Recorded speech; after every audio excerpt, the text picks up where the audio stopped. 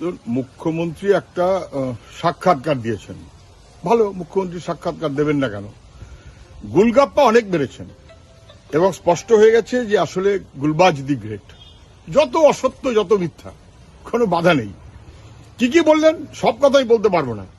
নাকি জ্যোতিবাবু ওনাকে বলেছিলেন যে সপ্তম বামফ্রন্ট উনি অপছন্দ করছেন, নাকি উনি এই বামফ্রন্টটা দেখতে চান না, নাকি জ্যোতিবাবু ওনাকে দারুণ স্নেহ করতেন, উনি গিয়ে প্রণাম করতেন এবং উনি দারুণভাবে শ্রদ্ধা করতেন জ্যোতিবাবুকে। ওরকম মানুষ হয় না, এখনকার নেতাদের সঙ্গে তা মেলে নাই। সব বললেন। জ্যোতিবাবুকে ঘাটের মরা কে বলেছিলেন?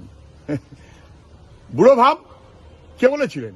আচ্ছা, এতই যদি জ্যোতিবাবুর প্রতি আপনার শ্রদ্ধা ইত্যাদি যে আপনি বললেন ভুলে পড়া, তা যদি হয়েই থাকে, তাহলে সল্টলেক স্টেডিয়ামে জ্যোতিবাবুর নামের নাম ফলকটা উড়িয়ে দিলেন কেন?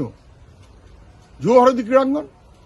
আচ্ছা বেশ, রাজারহাট টাউনশিপ নতুন একটা শহর গড়ে উঠল, নাম তার জ্যোতি বসু নগর।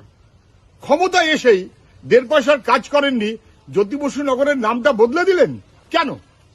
না বোঝার কোনো কারণ আছে নাকি? এর উত্তর দিন। এতই যদি শ্রদ্ধা এবং স্নেহ এবং ভালোবাসা এবং ইত্যাদি, বামফ্রন্টের উপরে খুব বিরক্ত জ্যোতি বোস, তাহলে উনি এসে কেন জ্যোতি বসুর নামকরণটা বদলে দিয়েছিলেন? উত্তর দেবেন? বরং পারলে মনে রাখবেন, জ্যোতিবাবু বিরোধী দলের নেতা, মুখ্যমন্ত্রীর নাম বিধান রায়। সরকারে এসে জ্যোতিবাবু সরকারের সিদ্ধান্ত করলেন সল্ট লেকের নামটা বিধাননগর নাম করলেন। এই হচ্ছে ফারাক।